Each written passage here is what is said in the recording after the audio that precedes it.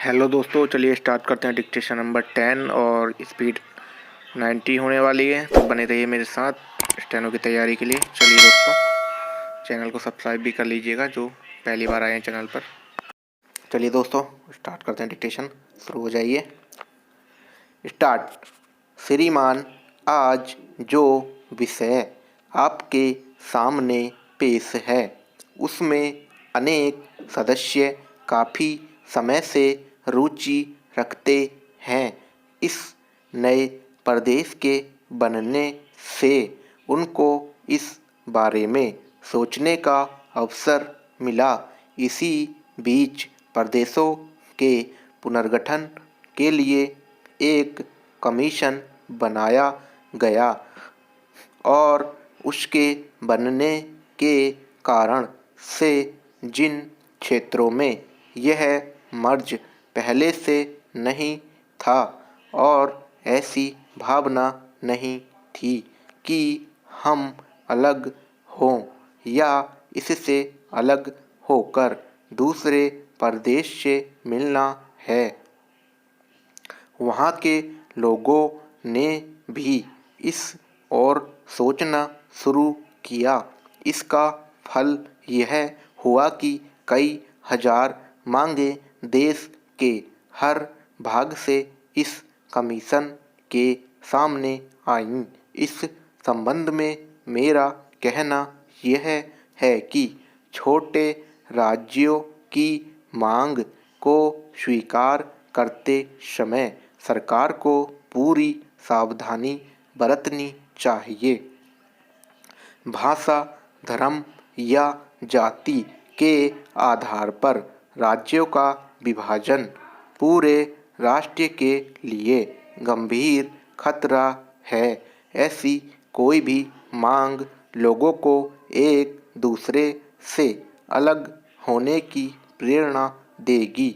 अतः हमें ऐसे मामले पर पूरी सावधानी बरतनी चाहिए और विभाजन की मांगों को अधिक महत्व नहीं देना चाहिए। अभी हमारे किसी सदस्य ने यहाँ पर कहा कि हमारे होम मिनिस्टर जहाँ भी गए हैं उन्होंने इसी कमीशन का उल्लेख किया है। उनका ऐसा कहना ठीक है तथा इसमें कोई हर्ज भी नहीं। मुझे कमीशन के कार्य से पूरी तसल्ली है। वह अपने फर्ज को पूरी मुस्तैदी के साथ पूरा कर रहा है, लेकिन जनता यह समझ ले कि सिर्फ मांग करने से ही काम चल जाएगा, यह एक बेकार चीज़ होगी। मुझे याद है कि सन 1952 में इस सदन में एक बहस हुई थी जिसमें होम मिनिस्टर ने यह कहा था कि जम्मू और कश्मीर का इस देश के साथ एकीकरण होने से इसे काफ़ी हानि होगी, क्योंकि सीमा कर से उसे जो आय हो रही है वह एकीकरण के बाद रुक जाएगी।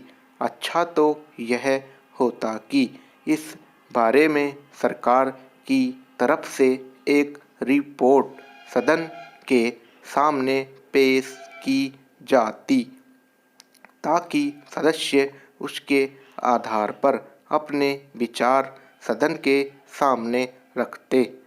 महोदय, देश के विभिन्न राज्यों के पुनर्गठन का एक प्रश्न है जिस पर बहुत सावधानीपूर्वक विचार किया जाना चाहिए। यदि इसमें कहीं भी ऐसा संकेत मिलता है कि सरकार छोटे राज्यों का गठन भाषा अथवा किसी जाति विशेष के आधार पर करने जा रही है, तो संभव है कि पूरे देश से हजारों मांगें सरकार के समक्ष आएंगी। जिससे यह प्रश्न सुलझने के स्थान पर और भी जटिल होने की आशंका है। अतः इस कमीशन को सावधानीपूर्वक काम करना चाहिए। स्टॉप। दोस्तों,